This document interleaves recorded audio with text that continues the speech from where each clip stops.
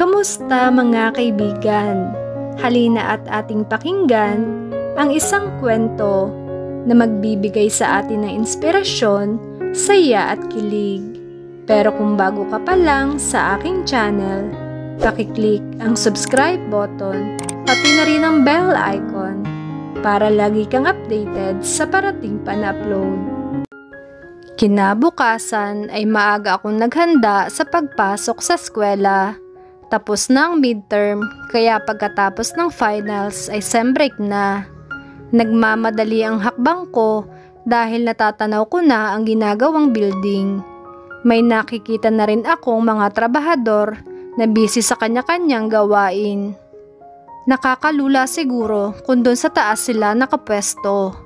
Kinabahan ako. Sana'y gamay na ni Joseph ang galawan doon. Humigpit ang kapit ko sa sling bag ko habang papalapit sa construction. Pinapasadahan ko rin ng tingin ang bawat tao doon. Siguro pag nakita na ako ng kaibigan dito ni Joseph ay saka yun lalabas para ihatid ako sa eskwela. Ngunit nadismaya ako. Nakalagpas na ako at lahat, walang Joseph na lumabas. Tiningnan ko ang cellphone ko, walang text. Lumingon ako ng pasimple sa construction. Abala pa rin ang mga tao. Napanguso ako at halos bagsak ang balikat ko. Bumuntong hininga ako. Hindi niya man lang ako sinabihan na hindi niya ako mahahatid. Hanggang sa klase ko ay si Joseph pa rin ang nasa utak ko. Tinatago ko pa sa ilalim ng mesa ng upuan ko ang cellphone at nag-aabang sa text niya. Sigurado akong susunduin niya ako mamaya. Ayon niyang umuwi ako ng mag-isa. Pati sa lunch break at panghuling klase ko ngayong araw ay cellphone ko lang ang pinagtutuunan ko ng pansin. Muntik na nga akong mahuli ng professor ko sa kaka-check sa cellphone ko. Ni isang text o miss call galing sa kanya ay wala. Palabas na ako ng campus kasabay ang mga kaklase ko. Maingay silang nag-uusap pero ako walang gana. Hoy Ara, lutang ka. Anyari sa'yo? Wika sa akin ng classmate kong si Mitch. Huminto kami sa tapat ng nagtitinda ng tokneneng malapit sa main gate ng campus namin. Nakasunod lang ako sa kanila pero ako'y parang tuod. Hindi ako nakikisali sa pinag-uusapan nila. Wala, pagod lang. Mahina at walang gana kong sabi. Lumingon-lingon pa ako at nagbabaka sakali na baka masurpresa ako kapag dumating siya. Pero lalo lang akong nanlumo. Paasa pa ako sa sarili ko. Kumain ang mga classmate ko pero abala lang ako sa cellphone ko. I-text ko kaya? Baka busy naman. Busy ako sa pagkalikot sa cellphone. At busy naman sa kainan at tsikahan ang mga classmate ko nang biglang may pumaradang asul na kotse sa harapan ko. Napalingon ako pero saglit lang. Agad ko ring binalik ang atensyon ko sa hawak kong cellphone. Ara! Nagangat ako muli ng tingin sa harap ko at nakita ko nga si Brickster na nakatayo sa di pa nasasarang pintuan ng kotse niya. Nanlaki ang mga mata ko nang makita ko siya. Brickster? Alam kong napansin yon ng mga classmates ko dahil tumahimik sila. Nilingon ko sila at halos mga nakanganga at parang mga tuod. Binalingan kong muli si Brickster na ngayon ay papalapit na sa akin. Everyone was looking at him, lalo na ang mga babae. Sino ba naman ang hindi lilingon kay Brickster na naka-gray shirt, faded blue jeans na obvious naman ang mga branded at matipunong katawan. Isama mo pa na may dala siyang kumikintab na sasakyan. Good catch, ika nga. Nakangiti siya sa akin at lumantad ang mapuputi at pantay-pantay niyang ngipin. Hi, pauwi ka na ba? Magilaw niyang tanong. Medyo nagulat pa ako kaya di agad ako nakasagod sa kanya. Oo, pauwi na rin. Tumatambay lang kami saglit. Ikaw, anong ginagawa mo dito? Ngumiti ako sa kanya. Napahawak siya sa batok niya at ang isang kamay ay nakapamulsa at tila nahihiya. Lihim akong napangiti. Sinadya kita dito. Gusto sana kitang ihatid kung okay lang sa'yo. Na-surprise ako. He's into something. Hindi ko tuloy alam ang isasagot ko. Nahihiya rin ako, though hindi naman ito ang first time na may susundo sa akin mula sa school. Pero knowing that it was Brixter and he's my suitor, they were a bit different. Unlike kay Joseph na constant kong tagasundo na sanay na ako. Nagulat ako nang bigla akong sikuhin ng katabi ko at binulungan pa ako. Hoy, sino yan? Gwapo ah. May kasama pang bungis-ngis. Brixter, siya nga pala mga kaibigan ko. Si Ann, si Mitch at si Kat. Si Brixter, nawalan ako ng idudugtong. Paano ba? Kaibigan din ba? Ngayon pa ako nawala ng sasabihin. Manliligaw niya ako. Nice to meet you. My lips parted a bit at parang nakaramdam pa ako ng hiya. Nag-init ang mga pisngi ko. Of course, hindi naman ako sanay. Narinig ko pang napasinghap ang mga klase ko, pero kalaunan ay binati rin nila si Brixter. When I look at them, nakita ko nagsisitaasan ang mga kilay nila at may mga ngisi sa mukha. Sige na Ara, uwi na kami. Bye! At nice to meet you, Kuya Brixter. Ingatan mo si Ara ha. Diretso sa bahay. Pabirong paalam ni Mitch. Kaya pasimple ko siyang kinurot sa tagiliran. Ngumiti lang si Brixter at tumingin sa akin. If you want guys, sabay na rin kayo sa amin. Biglang alok ni Brixter. Agad umiling ang mga kaibigan ko. Naku, hindi na. Carry bells na namin to. Baka hindi ka pa makadamoves. Sige na, bye! Sakto namang may humintong jeep na maluwag, kaya agad pinara ni na Mitch. Kumaway na lang ako sa kanila at sa papalayong jeep. Let's go! Lumingon ako sa kanya at ngumiti.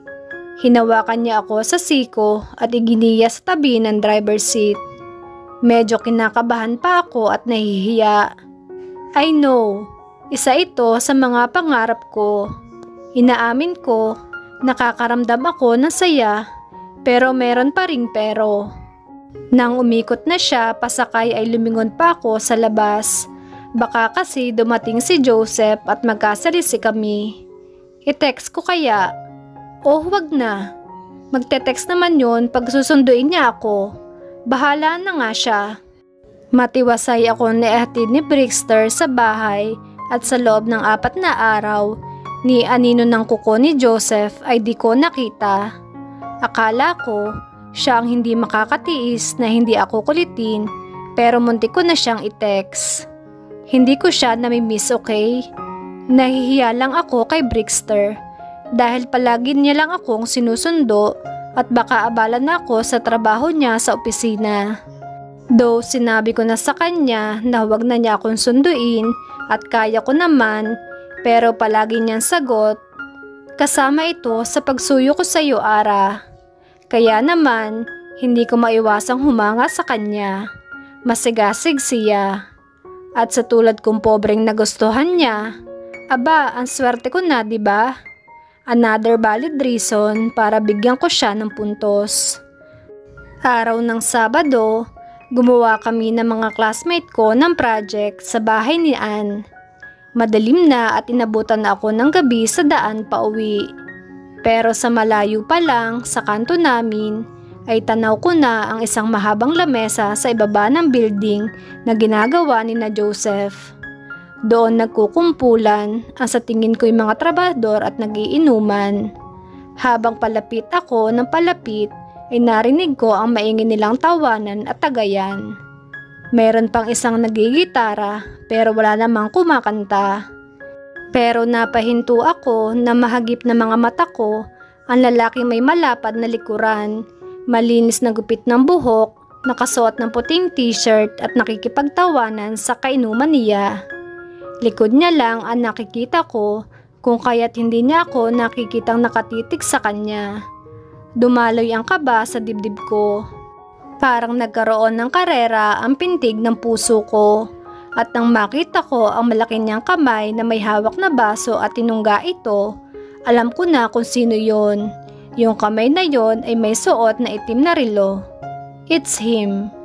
Binilisan ko ang lakad ko at diretso lang tingin sa dinaraanan ko. Alam ko at sigurado naman akong makikita at makikita niya ako. Isa lang sa mga katropa niya na makita ko, tiyak na malalaman niya. Ganoon ako kakumpiyansa. Pero habang padaan ako sa kabilang side ng kalsada, ay pabilis din ng pabilis ang pintig ng puso ko. Ang hirap na tuloy makapag-focus sa paglalakad at baka mapatingin ako sa kanya. In my peripheral vision, nag-angat ng isang lalaki na nakaupo sa tapat ni Joseph. Nakita niya ako at alam kong tinuro niya ako sa kanya. Pero nakadaan ako at lahat ay hindi niya ako nilingon. Nang hina ako pagkalampas ko sa gawin nila. Binibilang ko ang bawat hakbang at naniniwala pa akong susundan niya. 10 hakbang na pero wala pa ring baby loves na umaalingaw sa pandinig ko. Muntik pa akong masubsob sa semento dahil hindi ko nakita yung lubak sa daan. Luminga ako kung may nakakita sa akin, buti na lang walang tao sa tindahan. Binilisan ko na lang ang lakad ko pauwi sa bahay. Pagpasok ko sa kwarto ay binalibag ko ang bag sa kama ko. Yan ba ang lalaking magsasabi na gusto ako? Dumaan ako sa harap niya, hindi man lang ako pinansin. Naiinis ako. Sa sobrang inis ko, pati bitbit kong clear book ay nahagis ko na rin sa gilid ng kama ko. Akala niya kung sino siya. Makikita niya. Hindi na siya makakapasok dito sa bahay. Magtangka lang siyang kausapin ako, sasabunutan ko siya. Binuksan ko ang aparador ko at naghanap na may isuot na pambahay. Pero kahit mga damit nakatikim sa dabog ko. Ilang araw na hindi nagparamdam, tapos ginawa lang akong hangin sa harapan niya. Pwes, hangin ka na rin sa akin.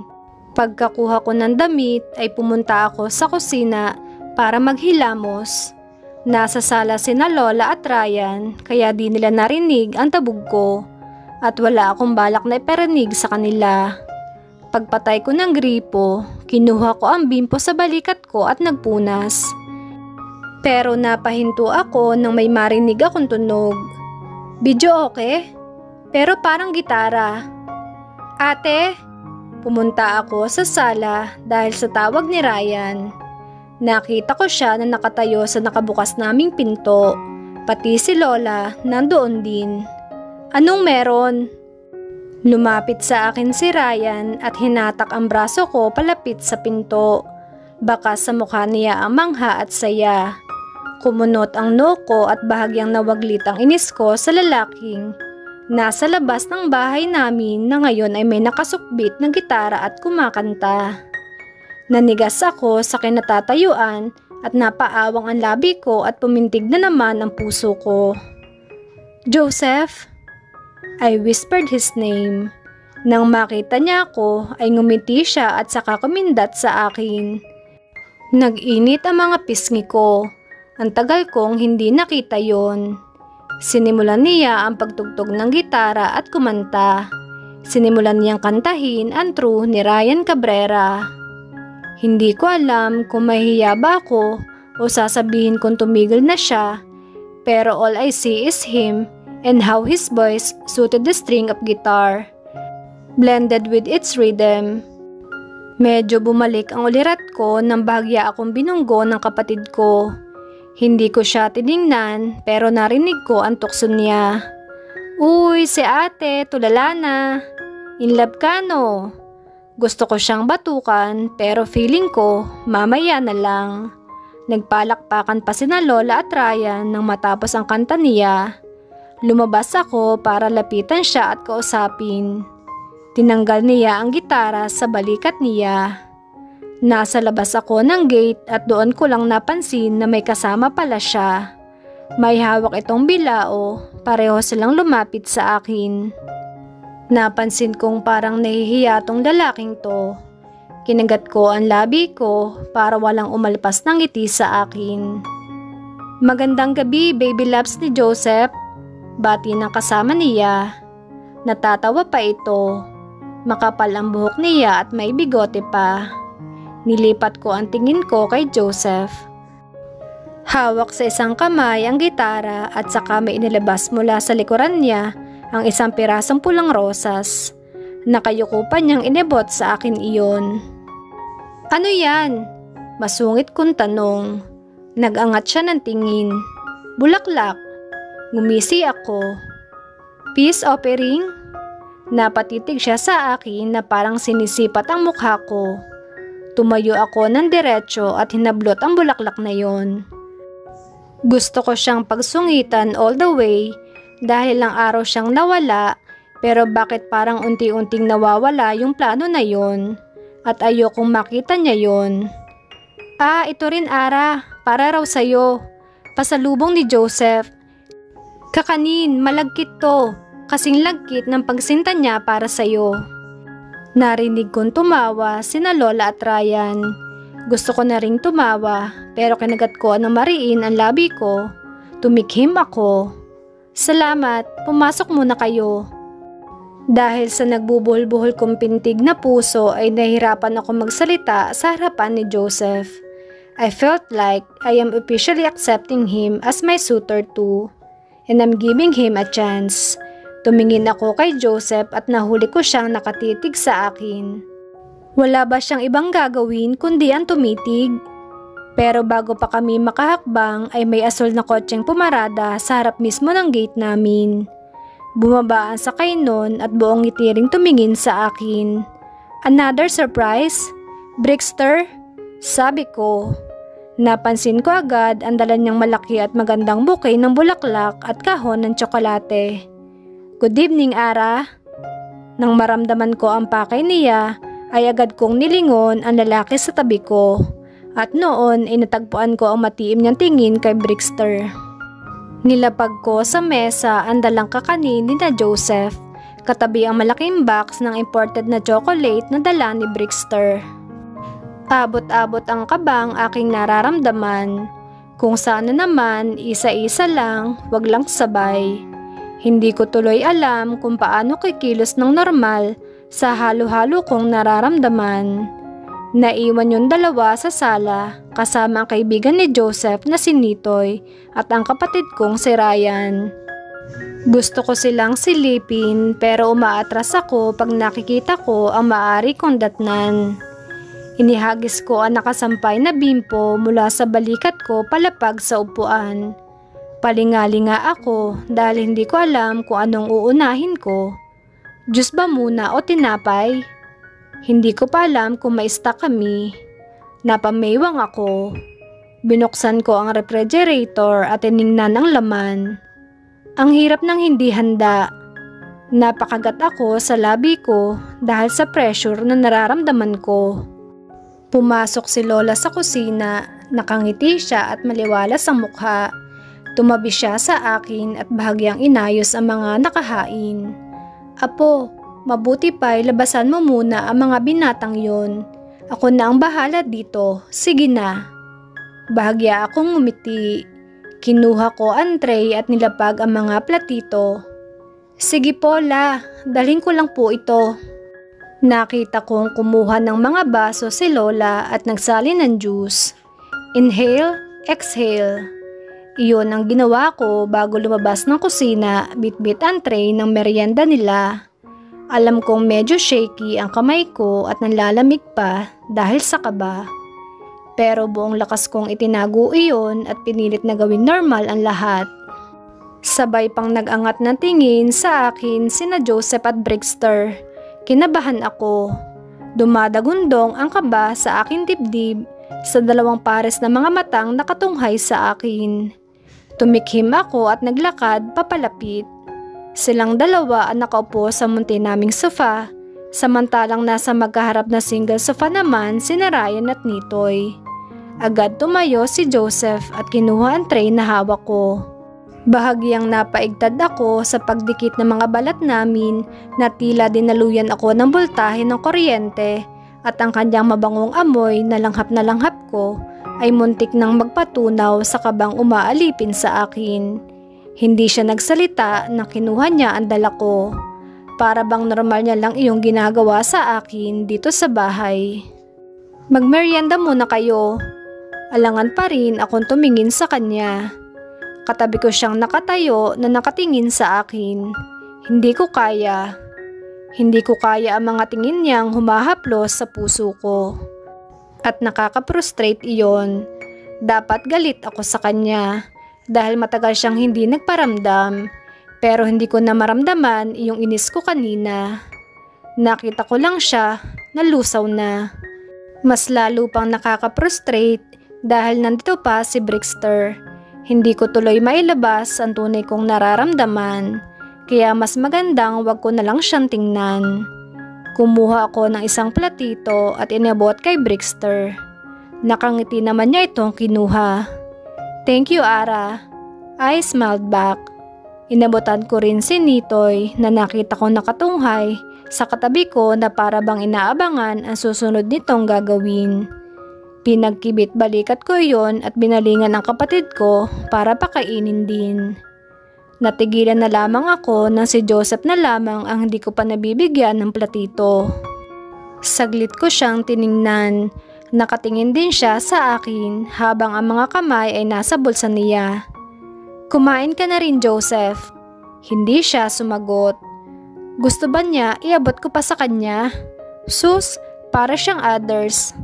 Nakita kong si Nitoy ay patingin-tingin pa rin kay Joseph at parang nangingisi. "Si lola mo?"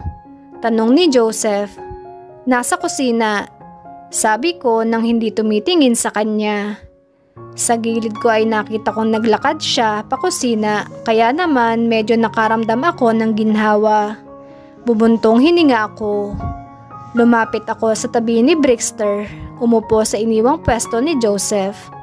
Kumuha ako ng juice at uminom, pampakalma kahit papaano.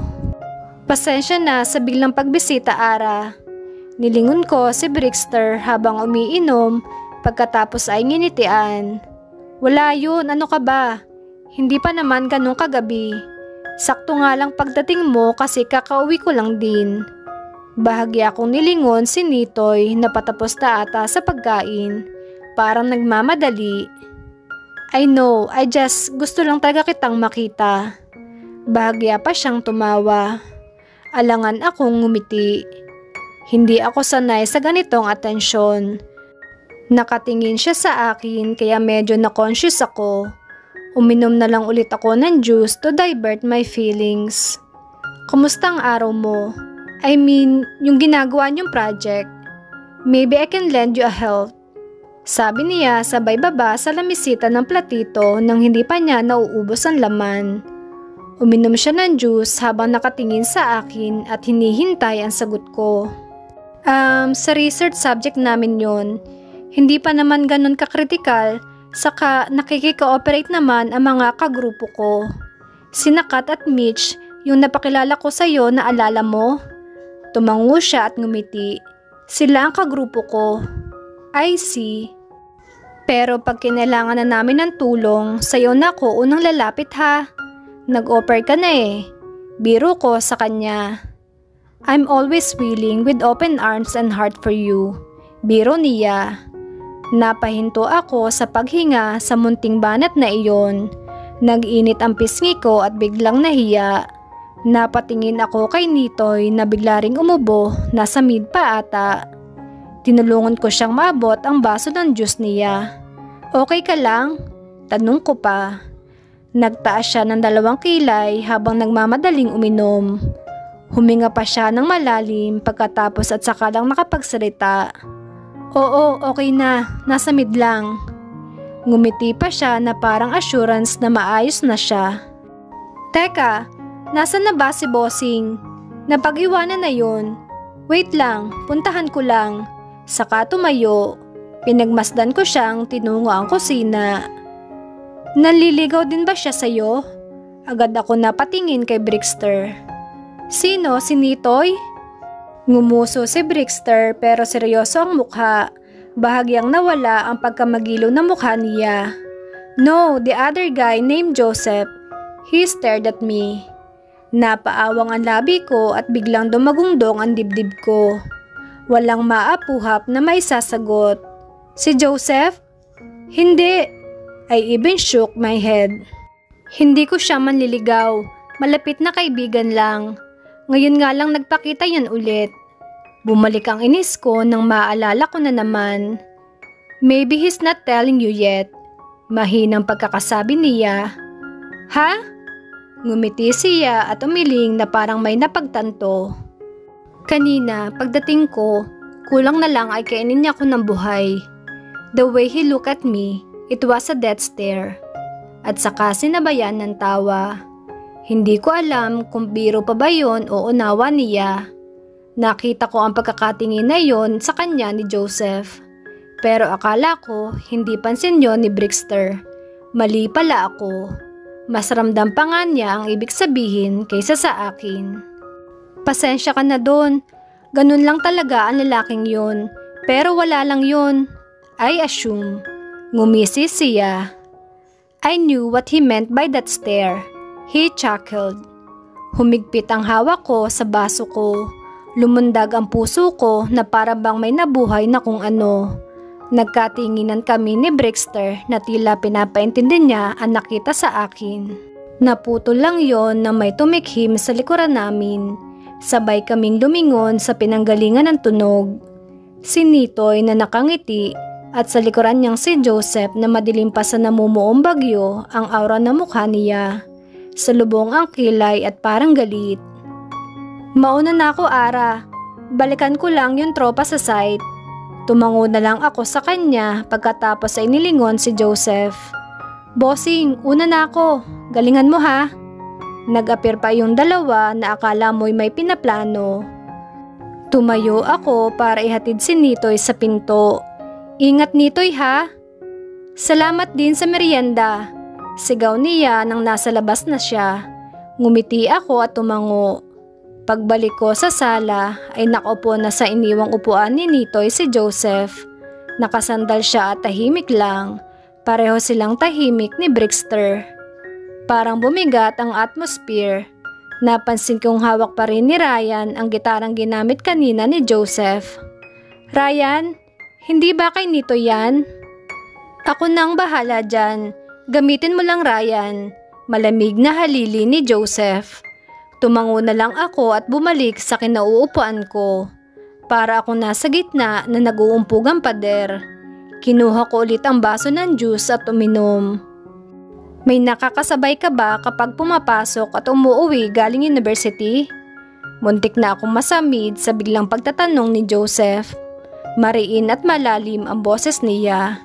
Iyong nakakapanginig ng laman at nakakapagpabilis ng tibok ng puso ko. Hinahatid ako ni Brixter. Sagot ko. Lumipat ang tingin niya sa katabi ko. Walang emosyon na mukha, hindi ngumingiti at ni walang mabasa sa kawalan nito na ekspresyon. Simula sa Lunes, ako na magsusundo at maghahatid sa iyo ulit. He stated. Hindi humihingi ng permiso o nagtatanong. Malinaw na pahayag iyon. Narinig ko ang pagngisi ni Brixter. Hindi mo ba tatanungin muna si Ara kung gusto niya? Ani Brixter. Napalunok ako bigla sa pagbabago ng tono sa pananalita ni Brixter. Kumunot ang noo ni Joseph. Matagal ko na yung ginagawa. Pinaalam ko na rin yon sa lola mo, Ara. I look at him. Malakas talaga ang kumpiyansa niya. But I insist. Ako na magsusundo sa kanya. Nakaschedule na yon. Gusto ko sanang magprotesta sa kanya dahil batid kong busy rin siya sa trabaho niya. Pero bago pa ako makapagsalita ay naunahan ako ni Joseph. Wag na pare, mas komportable sa akin si Ara.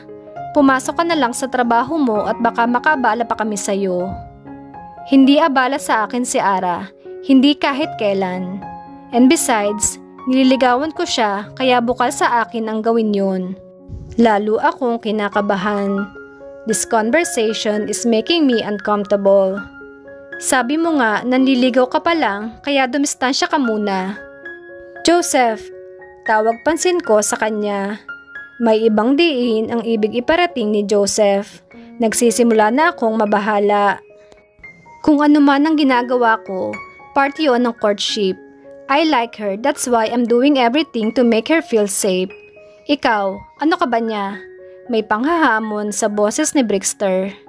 Umigting ang panga ni Joseph at mariin ang pagkakasara ng labi niya. Hindi mo kailangan malaman, sa amin na lang yon, sabay ngisi. Tiningnan ko si Joseph at tiningnan niya rin ako. Ngumisi siya sa akin kaya pinandilatan ko ito ng mga mata. Brixter, nagwo-worry din kasi ako baka nakukumpermiso ang trabaho mo sa pagsundo sa akin sa school. Kaya ko naman umuwi na mag-isa. Okay lang kahit wag ka na pumunta. Mahinahon kong paliwanag sa kanya. Lumambot ang mukha niya nang tumingin sa akin. Ngumiti siya. Wala naman yun sa akin, Ara. Gusto ko lang siguraduhin makauwi ka ng ligtas. Mapapanatag lang ako kapag ako ang gumawa noon. Kaso, hindi ka naman boyfriend. Wala kang obligasyon. Nakita ko ang matalim na tingin na pinukol ni Brixter kay Joseph. Hindi ka rin niya boyfriend, kaya wag ka rin magpumilit pare. Nagtitigan sila, matatalim na titig at kung nakamamatay lang ang mga titig na iyon, pareho nang bumalagta itong dalawa. Kailangan ko nang magdesisyon dahil mauuwi sa away ang dalawang ito kung pagbabasihan ang usapan nila. Tumikhim ako. Ryan, ibigay mo na yung gitara kay Joseph, uuwi na siya. Utos ko dito na ngayon pala'y nakatunghay na sa dalawa. Bahagya pang nagulat si Ryan nang tinawag ko, ngunit kalaunay tila magpoprotesta pa siya bago isoli ang gitara. Salamat kuya.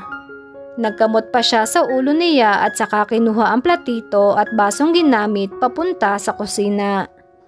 Tiningnan ko si Joseph na ngayon ay titig na titig sa akin. Umuwi ka na Joseph, salamat sa pasalubong.